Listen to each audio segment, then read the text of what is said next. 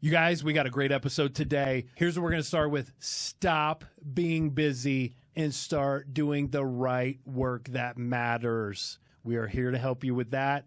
Let's dig into this. Here we go. Welcome back, everybody, to Why It Matters, your passport to navigating the ever-changing real estate, mortgage, and economic landscapes with some life hacks thrown in here and there.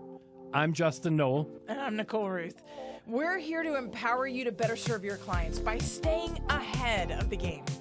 All right, everybody, welcome back to another episode of Why It Matters. Here with my favorite person today, and most days, Nicole Ruth. Oh my gosh, most days? Most days. We're measuring. We're measuring now. That's all right. I can stand up tall. This is good. This is good. Yeah. We've had a lot of conversation. Guys, we're in contact with a lot of you out there. Both of us are. Yeah. And we're seeing and hearing all kinds of things. Some of it is a bit alarming, yes. I got to be honest. So today we want to jump in and just talk about some of the things we are seeing from the outside perspective, if you'll allow us that time. We're going to try and save you guys. I agree. I mean, it is a crazy market right now where we came out of 2024 kind of on fire. It was literally a little deja vu-ish from last year, yeah. Right? 2023, everybody was raring to go. January was just a firestorm, and then February started to level off, and by March we had 4 bank failures, and the market fell out, and then all of us started looking around going, what do I do next? Yeah. Right? So I think that there's a lot of fear in the market coming out of 2024. There's a lot of fear, and what happens when you have fear is you start hanging on to anything you can find that's certain, and what I'm seeing with some of my coaching clients, some of my peers, my own friends, you're keeping yourselves busy with bullshit work. The stuff that does not pay your bills, drive your business, or bring more value to your team and clients. You're getting stuck in the mundane, hey, I'm going to really fill out a checklist today of all the things I'm going to get done. I'm going to put signs on houses, lock boxes on houses. I'm going to make a pretty flyer. I'm going to post something on social media, and then I'm going to go have coffee with a friend who's never going to buy anything. And we say that was a busy day. We go home, we lay our head down at night, and we say, man, I crushed it today. I got all these things done. Look at all those check marks. Knowing not one of those drives revenue back to you, your team, or any more value to your clients. So I'm calling bullshit today. Stop it with these checklists of things you know that need to get done, but don't actually make your business healthier or put it in a better place. You guys got to dig into this and really pay attention. Busy work is a real thing, right? It makes you feel good. As you mentioned, you lay your head down, and if I checked all the boxes, and I had so many in-person meetings, I had coffee with my best friend, I took my kids to school, I did all the things, right? And I'm not sitting here pointing any fingers because lenders, real estate agents, I mean, we're all in this market together, and when you get stressed out, you start looking for things that make you feel fulfilled. So I think some things that we could do, if we can step back and give you some things of value to work with today. Number one, absolutely go through your checklist and decide what is your job and what is somebody else's job. Are you actually taking away from somebody doing a better job than you? Can you pay them $20, $30, $40 an hour to do that job while you go out and try and prospect or put deals together that keeps everything moving? So you've got to be real and honest with yourself. Partner with people that maybe do this work on the regular, that this is what they are tuned in to do every day. You're doing yourselves a disservice. So step back from some of that stuff and really look holistically at, does this drive revenue, profit, any bit of business back to what I'm trying to do here? Am I putting myself in front of clients and trying to get closer to a transaction or any of that? If it's not, you got to have the courage to let that go today. So I want you guys to go through, get your little list out, decide who's going to put a sign on in a yard today, and figure out who can do a better job at that while you stay back at the office or in your home office or out with clients prospecting and digging into doing deals. So that's number one, is be honest about what you're actually doing in your work. I think number two is to reestablish your weekly agenda for driving business. If you're a real estate agent, you should be doing real estate reviews every single week for people in your database. You should be having coffees, lunches, dinners with people talking about what the market's doing. And Nicole's going to educate us again in a bit on what's happening. But those are the things we need to be doing. It's sharpening your skill set by taking classes, doing some scripts and dialogues, practicing those things, get your mindset right in the morning with positive affirmations and making sure that your day is truly planned out for driving revenue, and then taking the action. Where I'm seeing most people stalled out, and a lot of my coaching clients, is the action is becoming just the habit of, well, I just got to do this one thing. And those habits start creating the character of who you are. And I'm seeing a lot of you slip into the malaise of just being an administrative person almost. That is not why you're here. That's not why you got your license. That's not why you own your business. It's not why you're an entrepreneur, guys. Get out of your own way. Get back to driving revenue. We're going to be okay. And I think a lot of this is stemming from fear, right? Mm-hmm. Fear of not having and kind of what the market's done for the last couple of years. Right. We've got to get out of that and create our own market space if we can. So I think there's a lot of value in stepping back, looking at your daily grind, reevaluating what's what, and delegating some of that out. I know you're super, super good at that all the time. I do. Otherwise, I'd be working 28 hours a day. That's right. So it's having the team. But I got to admit, I love hanging on to my emails. I love hanging on to things that I can check a box. I can get it down from whatever it was, whether it was 300, 400, 100, back down to 10 emails in my inbox. It feels good to know that you did that or you made your calls.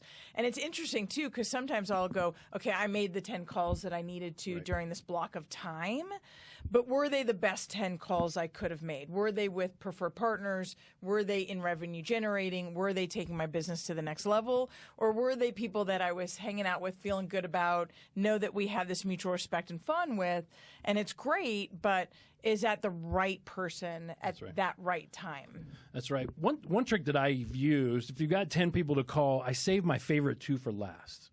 Right? I call the 8 up front that I know are going to be maybe a little more challenging or I don't have that relationship with. I know I'm not going to make that call and just start giggling and laughing like we do. It's going to be more challenging. I save the 2 or 3 for the last. It's almost a reward, right? That's how I had to do homework in high school. If I did homework, was save the fun stuff for the last part, almost as a little treat. So when you get kind of sucked into the emails going from 300 to 10, that's a great feeling to get it down to 10. It's such a good feeling. It feels like you clean the house.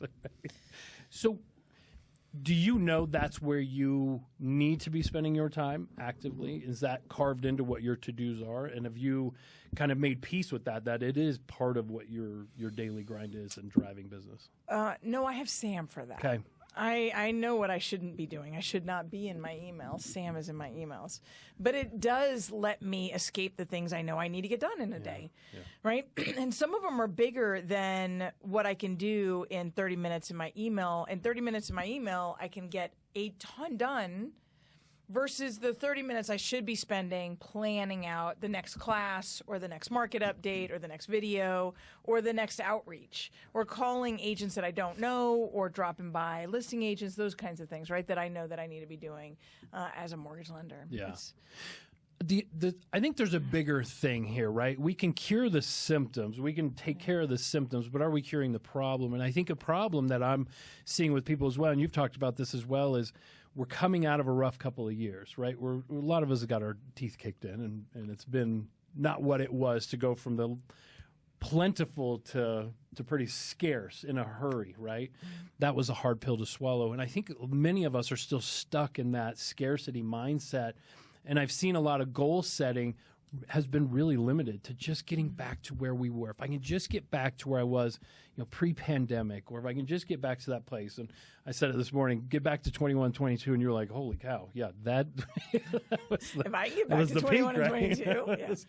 But how do we stretch ourselves a little bit and push for bigger goals? I think that's where you can get.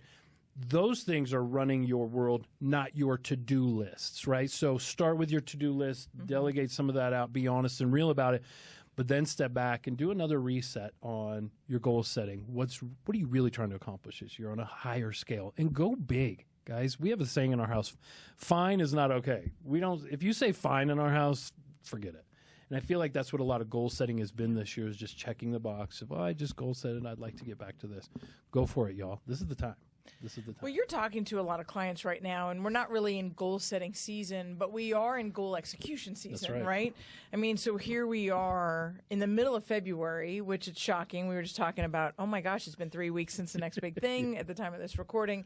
And have we acquiesced, I guess, right? Have we said, well, I had those big, hairy, audacious goals, fourth quarter coming out of 2023. I really wanted to conquer the world and take over. And January 2024 felt like I might be able to get there, and then the brakes slammed on. So maybe I'm just going to temper that back because I like to feel successful. So if I pull the numbers back from doing whatever that number is, 36 million to 24 or 24 to 12 or 100 to 60 or whatever the numbers are, then I know that I'll be able to hit it and it'll make me feel good.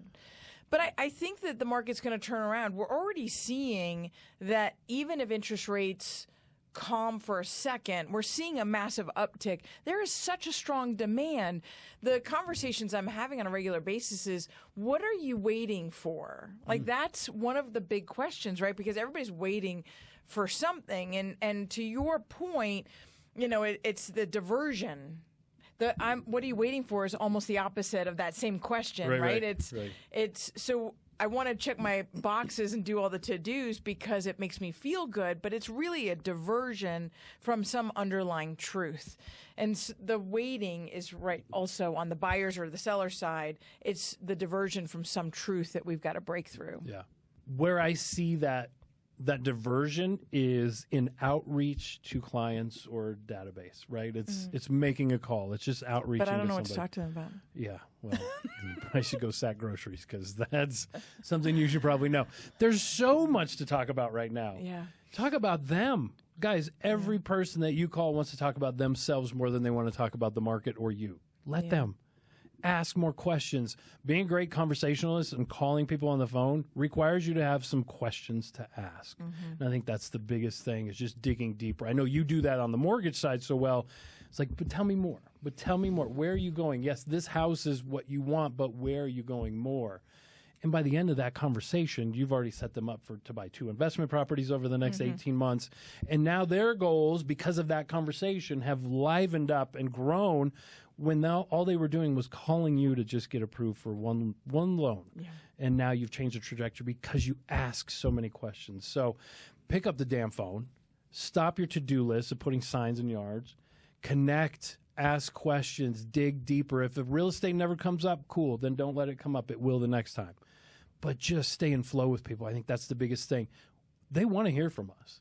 People want to hear from people. That's one thing we are seeing in our society right now, is the lack of conversation that we're having face-to-face or even on the phone. It's hurting people, and they don't know how to get through that. So have courage. Pick up the damn phone. Make the calls. Yeah. Stop with the to-do list. It's enough. Stop with the to-do list. So, you know, in the vein of, well, what do I pick up the phone? What do I talk about, right? I mean, because as a real estate agent, you might have your scripting, and you might understand that you're checking in on and now whenever I say checking in, I've got Phil M. Jones in my head. Stop checking in on me. Stop checking people. I can't. So if you've got your scripting where you're talking, you're zooming in on them on social media, and they just had a baby, or they just came back from Florida, or they just came back from Mexico, or they're headed to Mexico, or they've had family come in. Now that's an open door to say, oh my gosh, I saw you had your entire family in your home. How's it feeling now? Yes. Yeah. A little cramped. Brilliant. Right? Question. Yes, we need bigger space. So, or, you know, I was just listening to CNBC this morning, and they were talking about Home Depot being down, and now everybody's got those locked-in interest rates, and we've been here for 2 years. So realistically, Home Depot's revenues are down because if you were going to redo your house, you kind of did it. You did it. So they're in this holding pattern waiting for interest rates also to bounce, much like we are, knowing that that's when they're going to see revenue because people will move, and then they'll have to redo the new homes, or they'll have to fix the old home to be able to move from it. So it's really interesting to see it from other industry perspectives who are tethered to the housing market, Yeah. right? So this question of what are you waiting for, I think blends itself into conversations that you can be having on a regular basis to get yourself out of the to-do list. In fact, I've been having a lot of conversations. I had a lovely, lovely conversation with a real estate agent yesterday who had probably a typical agent experience and a typical lender experience for that matter, where 2023 was down. And she had been focusing on her mentoring for 2023. That was the basis of a good chunk of her revenue. And then going into 2024, she's trying to figure out what's next.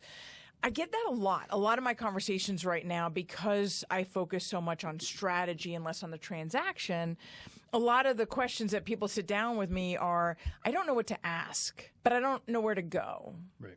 Like, how do I design that? What does next look like? I want what you have, or I want what he has, or I want what somebody that I know has, but I don't know how to get from here to there, which I think is the same question that real estate agents should be asking when they're calling up their clients to go, how are you feeling about the home that you're in? And is it meeting not only all of your needs, but is it going to take you to where you're wanting to go? And they're like, well, shoot, I love my home. It's perfect. It's fine. It's fine. Fine. It's fine. And that's the coolest part, because as an advisor, instead of a realtor who's checking boxes, you're looking for the deeper story that is really the under essence of the why, right? It's the what are you waiting for, or it's the why are you here, or it's the what can I do to support your growth. That's right. But we have to think of ourselves like financial planners in assessing those questions. I saw an advertisement. I'm so addicted to CNBC. I really got to change the channel at some point. I can't do it. There's another ad for a group that they had combined, and it was called CLP or something like that. I can't even tell you exactly the letters, but it's a company, and they've rebranded because now they're the CPA, they're the financial planner, and they're the legal experts, all in one. So that's probably what it is, CLP. It's the CPA, the legal experts, the planner. So, but it's all under one roof. And then if you come into this team, you're going to get this level of support. I was talking to another really good friend of mine this weekend, and we were talking about that fiduciary responsibility and how you're going into each conversation. This ties in so well with what you're talking about, because it's so much deeper than the checklist. If you want to have a checklist that you check the boxes because it makes you feel good, you should do that. Right. But have like 5 be that kind of thing and 5 be the deeper kind of thing. To say, okay, I'm going to do these 5 things because I know I can do them quickly. Yep. I know that they're going to let me sleep well at night. And then I'm going to do 5 things. I'm going to talk to somebody about collaborating on an education series. Like, I've had so many really great people that I haven't been able to work with in the past now going, hey, I want to do an investment class. I want to do a let's help your kids buy a real estate class. I want to do a let's look at the next home class, or let's look at a first-time home buyer again class, which I've been talking to some people about is, being, what does it look like to be 65 years old buying your first house again, right? You haven't bought in 30 years. Yeah. So it's creating more content and specificity and design around deeper conversations that get you out of to-do lists. So then it's like, I want to talk to somebody and I want to write an outline for this, or I want to schedule something around that, or I want to have 5 meaningful conversations with people around events I see them doing on social media. Yeah.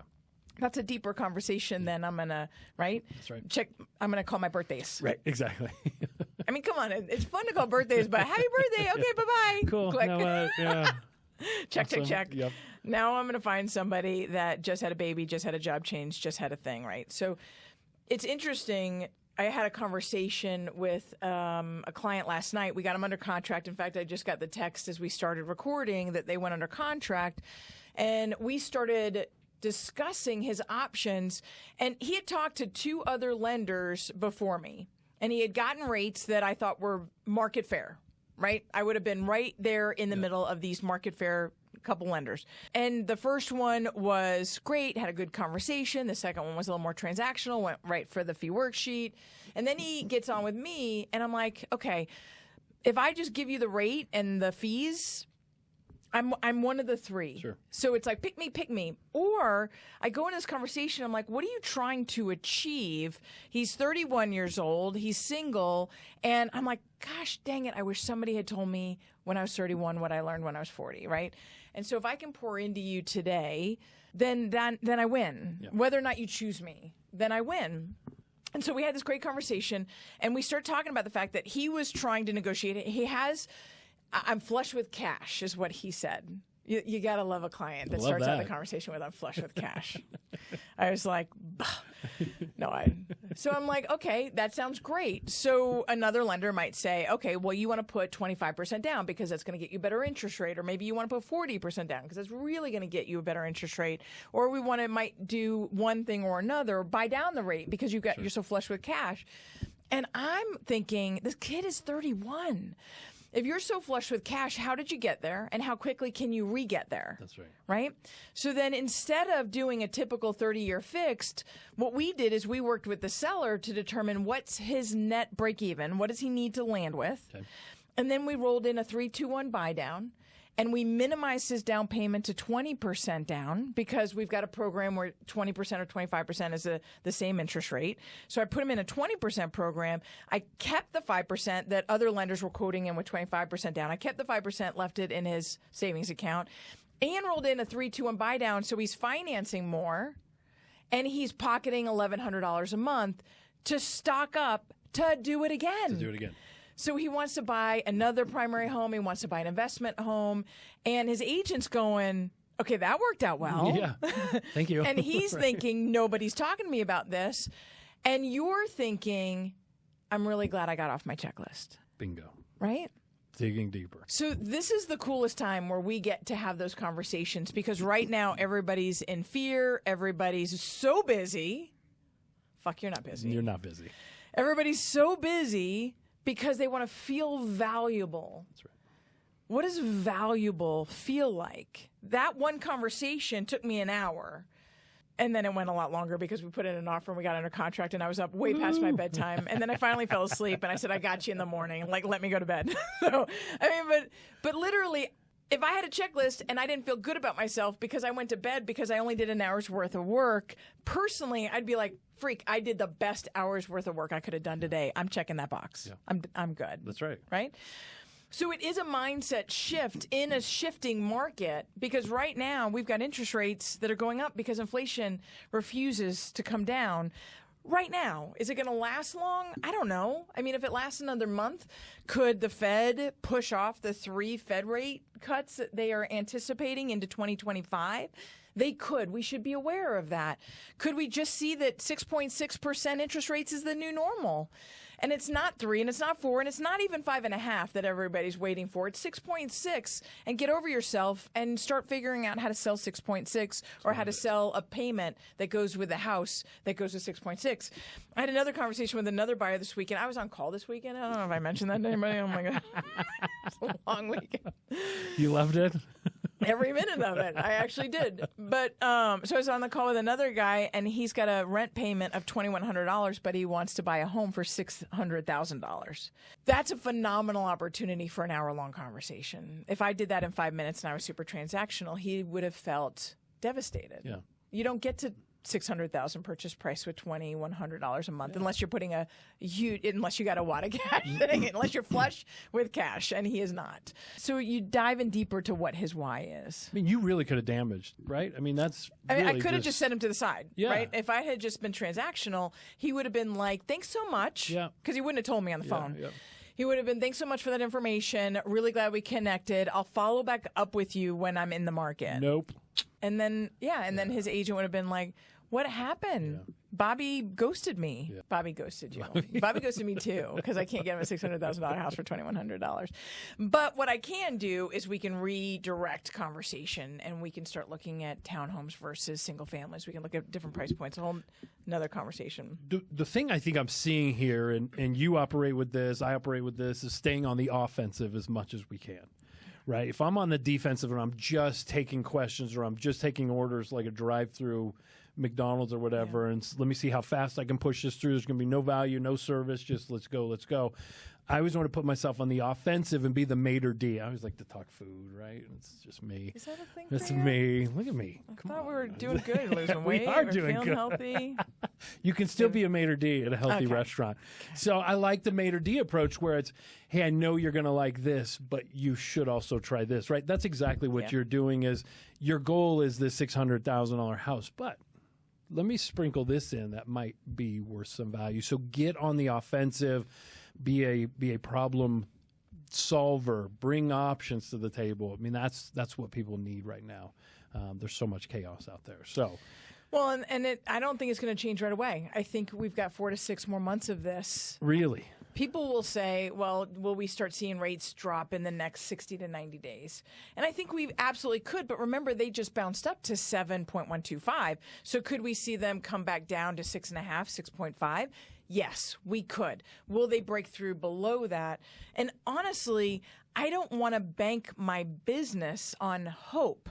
I want to bank my business on strategy and execution, which all falls back to the what are you so busy doing? If it's value added, money generating activities, it's brilliant because if you think about the fact that the majority of people, both agents and lenders in this market, are busy doing the things that make them feel complete so they can go to bed and put their head on their pillow, and you're doing not the 20 things that they have on their list, but 3 things that are absolutely revenue generating and value added, then your 3 things are much more important than the 20 things that they've checked the boxes on. So we can't be busy. God, I hate that word. right? I hate when people go, I know you're so busy, but so-and-so told me to call you. And I'm like, oh, I'm not. And the fact that so-and-so thinks I'm so busy Yeah. is driving me crazy. Call because I that don't person and tell them, stop saying I'm that busy, Stop right? saying I'm that busy. I work 18 hours a day, so I don't find myself busy. I find time for everything. I find just time a for day. everything. It's just a day. It's just a day. I love what we do. I love what we do. So I think that the things that you talked about in the beginning, as far as really centering and focusing in on those activities that bring value, that generate money, outsource the things, whether it's a VA, a virtual assistant, or it's somebody in your office, or it's a transaction coordinator. Right now, when you think in scarcity mindset, you want to do all the things because you don't want to pay a transaction coordinator $400. You don't want to pay the virtual assistant right. $250. It's because you're worried about that commission.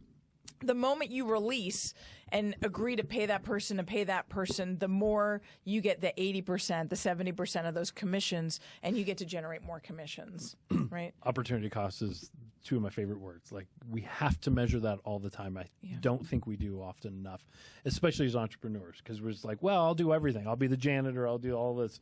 Stop it. Yeah. Stop it. You're 100% right. Stop doing all that. It's hard, though. I mean, it's hard at times because you do want to just knock those things out. I would say if you have a new listing, rather than focus on putting the lockbox or sign on it, which has to get done, go knock 10 to 20 doors of the neighbors and talk to them about this listing and how you're marketing and that you need their help. I've got all kinds of scripts. If you guys want them, just hit me up. But that's what you should be spending your time on. That's the stuff, is just connecting with people. Yeah. I could not say it enough. Yeah. And even having the resources as you're walking around that neighborhood, if you have resources for that neighborhood, how much equity has been built in that neighborhood, what kind of handyman or contractor resources, if they need it, to continue to upgrade their home and take advantage of the increase in equity in that neighborhood. I mean, there's 100 conversations. Yeah. But it's easier to go put a sign in the yard, right? Get your hammer, start banging it in there. I think that's like 3, isn't it? I mean, how many check boxes could you mark off on that? We'll find all the boxes we'll find we all can. It's at least 10 now that I say that out loud. So I think that this is a really cool time to double down and dive in based on, kind of how you started. The fact that we know that the economy is still strong, underlying everything else. We saw that with the Super Bowl. We saw that with the Taylor Swift effect. We saw that when an average Super Bowl ticket price goes for $9,800. People still have money. They're still spending. That kind of spending and that kind of strong economy, and with the inflation pop up, interest rates don't have to come down. I want them to. We all want them to. They don't have to. So if we go into this market thinking that interest rates might stay where they are through the spring hot market, then what opportunities can we take advantage of and what strategies can we put in place? In fact, I'm starting to call all of my agents and starting to enlist not only our Secure and Sell, which is our new listing program, but we've actually just started devising another listing strategy that we're starting to roll out. And if you want more information, we're like, how do we bring those properties that don't move in the first weekend under contract quickly, and then how do we scoop up and get those buyers to the finish line as smooth as possible? And then how am I turning your one transaction into 3 or 4 or 5? And you're not doing it just to have 3 or 4 or 5 transactions. You're doing it because their life will never be the same. And that's why we do what we do. I mean, to get the opportunity to have a seat at the table at 5 transactions is certainly worth having. But it's the idea that I left him better than where he was before our conversation is why I sleep well at night. Isn't that why we do this? Yeah. Holy crap. That's exactly why. My mom, first day in real estate, she told me, honey, this is the best drug you'll ever do. And I didn't know what she was saying. I was smart ass. I was like, you don't know what drugs I've done, which is not much. But she was absolutely 100% right. And that drug of helping somebody go from 1 to 5 and create a life they didn't even know they could have is the greatest, most incredible gift. And I live for that stuff. So y'all get after it. Yeah. What else we got? So to land the plane, you always say what this means to me is. What this means to me is. So as we finish and close off today, I just always think it's such a pleasure that the insight that you bring to the agents that you work with in assessing every day's list and what this means to me is. What is this task or this task going to mean to me? What is this strategy session, this conversation, or this application of a new program that I'm going to put in place is? What does this mean to me, and what does this mean to the people that I am impacting? What this means to me is. I love it. I think 6 most magical words you can Yes. say. All right. We did it. We did it. We did the thing. It was awesome. Keep tuning in, guys. We got more episodes coming. Send us ideas on content. We love hearing from you, hearing what you're up to, what pains you have. I cannot say it enough. Get off to-do lists. Get out and list. Listings are king. As soon as we're done here and hanging up, I'm going to dig into this listing thing that you guys got going on because I'm going to leverage the shit out of that thing. Love it. This Let's is go. amazing. All right, y'all. We'll see you next episode. Thank you.